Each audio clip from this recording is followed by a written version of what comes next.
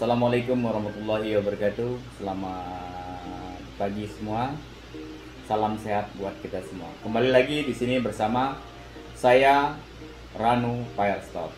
Nah, di sini saya akan sedikit membagikan bagaimana sih cara menjadi seorang sales profesional, yaitu kita sebagai sales yang baru terjun di dunia sales atau marketing. Ada beberapa langkah yang harus kita perhatikan, yang harus kita tekunin, yang harus kita pelajarin, yaitu yang pertama itu adalah belajar untuk fokus. Yang kedua itu adalah menganalisa pendekatan penjualan. Yang ketiga adalah melakukan riset sebelum melakukan pendekatan. Dan yang keempat adalah tetap berusaha meskipun kita gagal. Jika kita mulai terjun untuk menjadi seorang sales, berikut adalah yang perlu kita perhatikan. Yang pertama yaitu adalah belajar untuk fokus. Nah, dari semua sales, tujuan kita menjadi seorang sales adalah, yaitu target utama adalah penjualan. Tetapi bagaimana cara kita untuk melakukan penjualan? Yang paling penting jika kita ingin menjadi seorang sales adalah kita harus tetap fokus. Fokus untuk mendapatkan target atau prospek atau tempat kita untuk menjual. Dan tujuan kita untuk mencapai penjualan, misalnya ini perusahaan tempat kita bekerja memiliki SOP sales itu sendiri, tetapi SOP itu sangat ribet atau terlalu panjang birokrasinya. Nah, bagaimana kita itu mempersingkat SOP tersebut untuk meningkatkan penjualan? Akan tetapi kita harus coba ungkapkan kepada atasan kita atau leader kita untuk meminta waktu pembuktian bahwa cara kita lebih efektif untuk meningkatkan penjualan. Jadi kita itu harus benar-benar fokus, dalam arti adalah untuk penjualan. Yang kedua itu adalah menganalisa pendekatan penjualan. Yang pertama udah, yang kedua itulah kita harus menganalisa dulu. Apakah kita sering mendengarkan radio atau melihat televisi yang berhubungan dengan penjualan? Bagaimana kesan kita ketika mendengarkan atau melihat siaran tersebut? Terutama bagi penyiarnya yang menawarkan dalam dunia sales atau marketing. Proses serupa juga terjadi ketika kita prospek menjadi pendengar. Nah, umpamanya kita itu sebagai pendengar, jadi ada seorang sales yang menjual, kita ada tertarik tidak dengan apa yang mereka jualkan. Jadi kita harus memahami hal tersebut. Nah, ketika kita memberikan penjelasan dengan nada bicara yang tidak meyakinkan, kemungkinan prospek pun tidak akan melanjutkan sampai dengan negosiasi penjualan kita atau negosiasi dengan kita sendiri.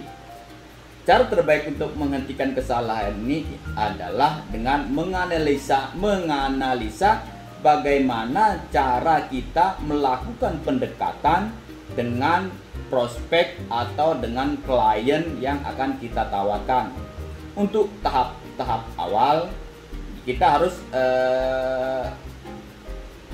dapat merekam atau merekam semua pembicaraan kita pada alat elektronik atau buat alat untuk merekam.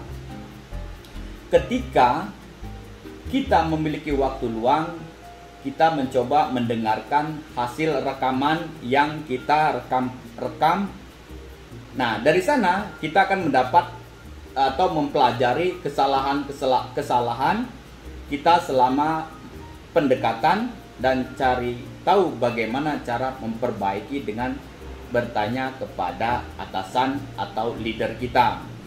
Nah, itu untuk mengetahui apa kesalahan-kesalahan kita dalam memberikan informasi atau menjelaskan produk yang akan kita jual. Yang ketiga itu adalah melakukan riset sebelum melakukan pendekatan. Jadi kita harus benar-benar melakukan pendekatan itu tanpa mengetahui siapa prospeknya.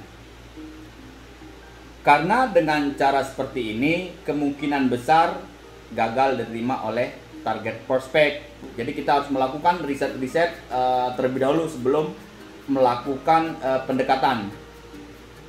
Kenali bisnis. Kita harus mengenali bisnis yang akan kita prospekkan atau kita akan jual.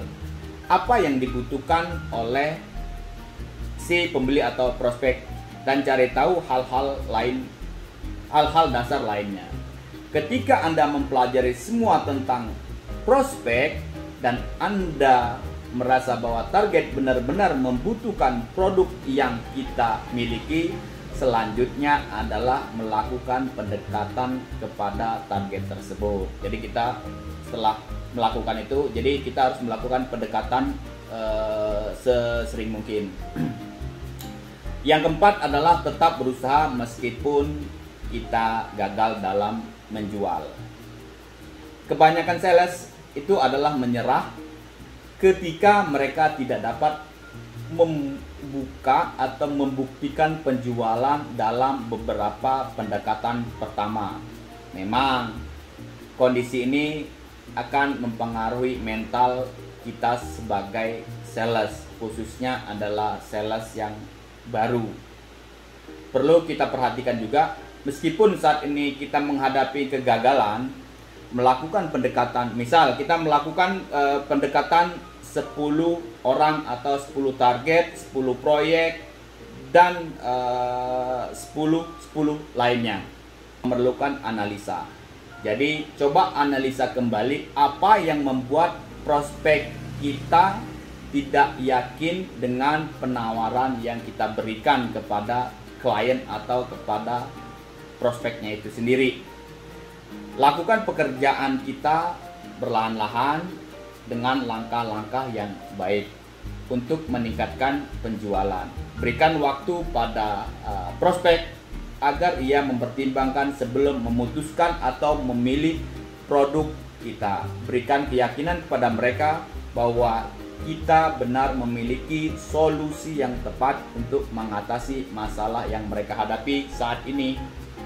Karena dengan cara ini kita akan lebih baik daripada kita mengumpulkan prospek sebanyak-banyaknya dan mentargetkan penjualan secepat-cepatnya.